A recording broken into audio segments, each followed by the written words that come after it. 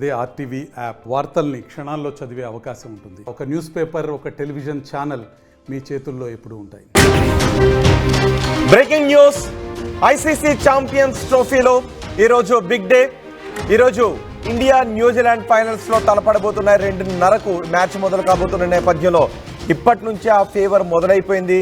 ఎప్పుడైతే భారత్ ఫైనల్స్ కు చేరిందో అప్పటి నుంచే ఆదివారం కోసం జనం ఎదురు చూస్తూ ఉన్నారు.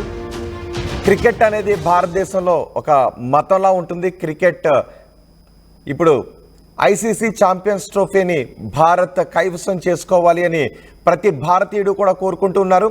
అందుకే టీమిండియా సిద్ధమైపోయింది. ఈసారి ఈ ట్రోఫీని, ఈ కప్ను ముద్దాడాలి అని ఇప్పటికే భారత్ కూడా సిద్ధమైపోయింది. అయితే దుబాయ్ వేదికగా భారత్ తలపడబోతోంది. అన్ని మ్యాచ్లు కూడా దుబాయ్లోనే జరుగుతున్నాయి. దుబాయ్ వేదికగా ఈ మ్యాచ్ జరుగుతుంది. దుబాయ్ వేదికగా అన్ని మ్యాచ్లు కూడా దుబాయ్లోనే ఆడుతూ ఉండటంతో భారత్కు కొంచెం అడ్వాంటేజ్గా మారే అవకాశం ఉంది అనే చర్చ జరుగుతోంది. అయితే ఈ మ్యాచ్లో ఇప్పటికే బెట్టింగ్ కలవరం రేపుతోంది. బెట్టింగ్పై పెద్ద ఎత్తున చర్చ జరుగుతోంది. బెట్టింగ్కు పెద్ద ఎత్తున తెరలేపారు. దుబాయ్ వేదికగా భారత్ న్యూజిలాండ్ తలపడబోతున్న సందర్భంలో కీ మ్యాచ్ నేపథ్యంలో భారీగా బెట్టింగ్ జరుగుతుందని కూడా తెలుస్తోంది. 5,000 కోట్ల రూపాయల వరకు పందాలు జరిగినట్టుగా సమాచారం. ఎప్పుడు క్రికెట్ మ్యాచ్లు జరిగినా కూడా దాని వెనుక అదే రేంజ్లో సమాంతరంగా బెట్టింగ్ మాఫియా కూడా ముందుకు వెళుతూ ఉంటుంది. బెట్టింగ్లు కూడా జరుగుతూ ఉంటాయి. బెట్టింగ్ కారణంగా ఎంతోమంది రోడ్డున పడుతున్నారు. బెట్టింగ్ను అరికట్టడానికి ఎన్నో ప్రయత్నాలు చేస్తున్నప్పటికీ బెట్టింగ్ను మాత్రం అరికట్టలేకపోతున్నారు. చిన్న పిల్లలు కూడా బెట్టింగ్ బారిన పడుతున్నారు. నిజానికి ఇది ఒక దౌర్భాగ్యమైన ఘటనగానే మనం చూడాలి.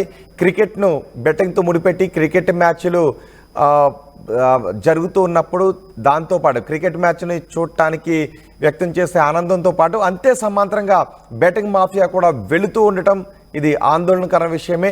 ఈసారి 5,000 కోట్ల రూపాయల వరకు పందాలు జరిగినట్టుగా తెలుస్తోంది. రంగంలోకి దావూద్ ఇబ్రహీం ముఠా డి కంపెనీ రంగంలోకి దిగినట్టుగా తెలుస్తోంది. దుబాయ్లో బుకీలతో లావాదేవీలు కూడా జరిపినట్టుగా తెలుస్తోంది. బెట్టింగ్ వేసిన పలువురిని ఇప్పటికే ఢిల్లీ పోలీసులు అదుపులోకి కూడా తీసుకున్నారు. బెట్టింగ్ విషయంలో తెలుగు రాష్ట్రాలు కూడా తక్కువేమీ కాదు. క్రికెట్ మ్యాచ్ జరుగుతూ ఉన్నప్పుడు ఫోన్లలో చాలామంది బిజీగా ఉంటారు. ఎక్కువ మంది టీవీ సెట్లకు అతుక్కుపోయి ఆ క్రికెట్ మ్యాచ్ను బాల్ని రన్ని ఎంజాయ్ చేస్తూ ఉంటే ఎక్కువ మంది ఫోన్లలో మాట్లాడుతూ ఉంటారు. ఫోన్ సెట్ల ఒకవైపు టీవీ సెట్లకు అతుకుపోయి ఫోన్లో మాట్లాడుతున్న సందర్భాలు మనకి ఎక్కువగా కనిపిస్తూ ఉంటాయి. అంటే ఆ మ్యాచ్తో సమాంతరంగా బెట్టింగ్ మాఫియా కూడా వెళుతూ ఉంది. ఎక్కువ మంది మనకు కనిపిస్తూ ఉంటుంటారు. ఇది బహిరంగ రహస్యమే. మీరు మీ ఫ్రెండ్స్లో ఎక్కువ మంది బెట్టింగ్ వేసే వాళ్ళు ఉంటారు. చాలామంది మీరు కూడా ఇప్పుడు ఈ న్యూస్ చూస్తున్న మీరు కూడా బెట్టింగ్ వేసే ఉంటారు. కానీ నిజానికి బెట్టింగ్ని ఎంకరేజ్ చేయటం, క్రీడల్లో బెట్టింగ్ని ఎంకరేజ్ చేయటం అనేది నేరం. అది తప్పుడు చర్యగానే భావించాలి. క్రికెట్ అనేది ఒక క్రీడా స్ఫూర్తిగానే మనం చూడాలి తప్ప దాన్ని బెట్టింగ్లతో ముడిపెట్టి బెట్టింగ్ని ఎంకరేజ్ చేయటం అనేది ఒక రకంగా బెట్టింగ్ని ఎంకరేజ్ చేస్తే మనం జాతికి ద్రోహం చేసిన వాళ్ళమే అవుతాం. ఇప్పుడు బెట్టింగ్ పాల్పడుతున్న పలువురిని పోలీసులు అరెస్ట్ కూడా చేశారు. మా ప్రతినిధి రాజేష్ ఉన్నారు పూర్తి సమాచారం అందించడానికి. రాజేష్, ఈరోజు భారత్ న్యూజిలాండ్ తలపడబోతున్న నేపథ్యంలో క్రికెట్ ఫీవర్ మనకి కనిపిస్తూ ఉంది. 2:30 ఎప్పుడవుతుందా? 2 గంటల 30 నిమిషాల సమయం కోసం అందరూ కూడా ఎదురు చూస్తున్నారు ఆ మ్యాచ్ని ఆద్యంతం తొలగించడానికి. అదే సమయంలో బెట్టింగ్ బాబులు కూడా ఎదురు చూస్తున్నారు. ఇప్పటికే 1,000 కోట్ల రూపాయలు బెట్టింగ్కి పాల్పడ్డారు. సో ఈ బెట్టింగ్కి అరికట్టడానికి ఎటువంటి చర్యలు తీసుకుంటూ ఉన్నారు? అసలు తెలుగు రాష్ట్రాల్లో బెట్టింగ్కి సంబంధించి మీ దగ్గర ఉన్న సమాచారం ఏంటి? క్రికెట్ అనేది అందరికీ ఒక ఫేవర్ లాంటిది. క్రికెట్ ని అలా చూస్తూ ఉంటారు. దేశం మొత్తం, తెలుగు రాష్ట్రాలతో పాటు దేశం మొత్తం కూడా క్రికెట్ ని ఎంతో ఇష్టంగా చూస్తూ ఉంటారు. అది ఇప్పుడు కాదు, ఎన్నో దశాబ్దాలుగా వస్తున్నటువంటి ఇష్యూ. అయితే ఇప్పుడు గత 10-15 సంవత్సరాలుగా క్రికెట్ ఎంత ప్రావీణ్యం పొందిందో దానికి 10 బెట్టింగ్ అనేది ప్రావీణ్యం పొందింది. ముఖ్యంగా తెలుగు రాష్ట్రాల్లో గ్రామ స్థాయి నుండి కూడా, అంటే ఇంతకుముందు పట్టణాలకు పరిమితమైనటువంటి బెట్టింగ్ ఇప్పుడు గ్రామీణ స్థాయిలో కూడా బెట్టింగ్ వ్యవస్థ వెళ్ళిపోయింది. మొబైల్స్ ద్వారా ఆన్లైన్ బెట్టింగ్ లేకపోతే ఇతర బెట్టింగ్లు పెద్ద ఎత్తున జరుగుతున్నాయి. జనరల్ గా ఇండియా ఏ మ్యాచ్ ఆపోజిట్ ఏ టీం ఉన్నదనేది పక్కన పెడితే ఇండియా మ్యాచ్ ఉంటేనే ఖచ్చితంగా బెట్టింగ్ అనేది జరుగుతూ ఉంటాయి. అందులోనూ కొంత బలమైన టీంలు ఆపోజిట్ గా బలమైన టీంలు ఉంటే బెట్టింగ్ జరుగుతాయి. ప్రస్తుతం ఐసీసీ ఈవెంట్ అయినటువంటి కీలక ఛాంపియన్స్ ట్రోఫీలో అందులోనూ ఫైనల్ మ్యాచ్ ఇండియా న్యూజిలాండ్ తలపడబోతున్న నేపథ్యంలో గత వారం అంటే ఇండియా ఎప్పుడైతే ఫైనల్ కి వచ్చిందో అప్పటి నుండి బెట్టింగ్ మాఫియా పెద్ద ఎత్తున బెట్టింగ్ పాల్పడుతుంది. ముఖ్యంగా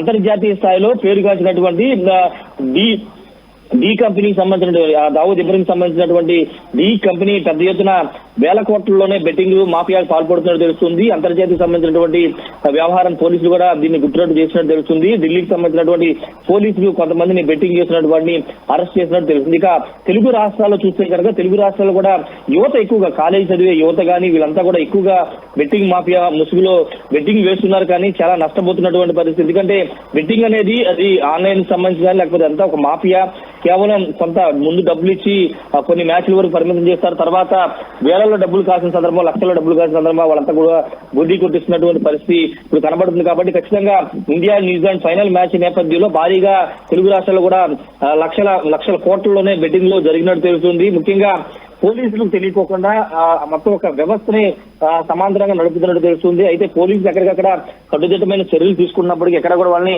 ఆపలేని పరిస్థితి అయితే ఉంది. ఏదేమన్నప్పటికీ ఈ రోజు జరుగుతున్నటువంటి ఫైనల్ మ్యాచ్ కావడంతోనే భారీ స్థాయిలో ఇండియా మీద ఎక్కువ స్థాయిలో బెట్టింగ్ నడుస్తుంది. రెండోది ఏ ప్లేయర్ ఎంత కొడతారు, ఏ ప్లేయర్ ఎన్ని వికెట్లు ఎన్ని సిక్స్లు కొడతాడు, ఎన్ని ఫోర్లు కొడతాడు, ఏ ఓవర్ లో ఏ ఫోర్ కొడతాడు, ఇలా అంటే ప్రతి బాల్ కి బెట్టింగ్ అనేది నడుస్తున్న నేపథ్యంలో దానికి తగ్గట్టుగానే అక్కడ వ్యవస్థ అంతా నడుస్తున్నటువంటి పరిస్థితి. మరి పోలీసులు ఎలా రియాక్షన్ అవుతారో చూడాల్సిన అవసరం ఉంది. ఎందుకంటే పోలీసులు కూడా తెలుసు, ఎందుకంటే ఈ స్థాయిలో బెట్టింగ్ జరుగుతున్నాయి, ఆన్లైన్ లో జరుగుతున్నాయి, నార్మల్ గా కూడా జరుగుతున్నాయి అని తెలిసినప్పటికీ వాళ్ళు చేయలేని పరిస్థితి. విజయవాడలో ఏమైనా స్పెషల్ డ్రైవ్ నిర్వహిస్తున్నారా బెట్టింగ్ మాఫియా అరికట్టడానికి, బెట్టింగ్ లను అరికట్టడానికి?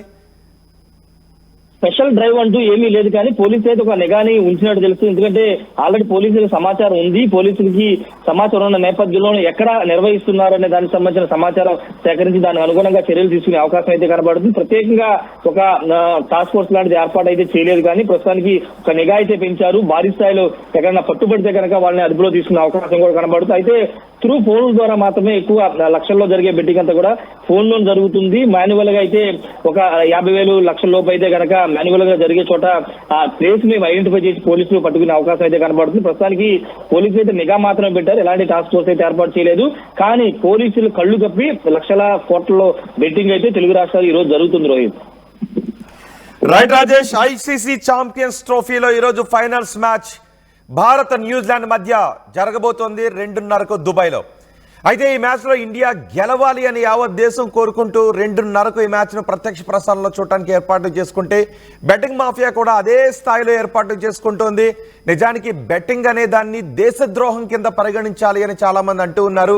బెట్టింగ్ అనేది ఎన్నో కుటుంబాలను రోడ్డు మీద పడేస్తోంది, ఎంతో మంది ప్రాణాలను తీసేస్తోంది. కాబట్టి బెట్టింగ్ను దేశద్రోహం కింద పరిగణించాలి అని చాలామంది చెప్తున్నారు. బెట్టింగ్కి పాల్పడే వాళ్ళను కఠినంగా శిక్షించాలి, బెట్టింగ్ లాంటివి చోటు చేసుకోకుండా స్పెషల్ డ్రైవ్లు నిర్వహించాలి అని. సో మీరేమనుకుంటున్నారు బెట్టింగ్ గురించి? మీ అభిప్రాయాన్ని, క్రికెట్ బెట్టింగ్ గురించి మీరేమనుకుంటున్నారు?